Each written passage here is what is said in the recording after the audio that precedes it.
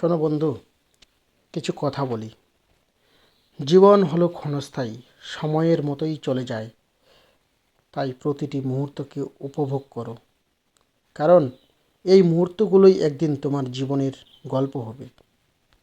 সাদামাটা জীবন বাঁচার মানে নিজের স্বপ্নকে ছোট করে ফেলা নয়, বরং অহেতুক জটিলতা থেকে মুক্ত থেকে সহজ পথে এগিয়ে যাওয়া।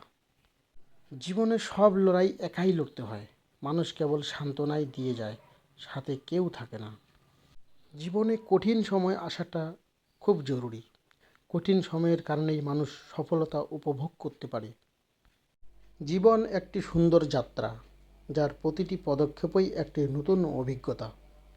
জীবনের প্রতিটি সকাল শুরু হয় নতুন নিয়ম দিয়ে, এবং প্রতিটি সন্ধ্যা শেষ হয় নতুন অভিজ্ঞতা দিয়ে। যারা আপনাকে সম্মান করে তাদের সম্মান করুন, আর যারা আপনাকে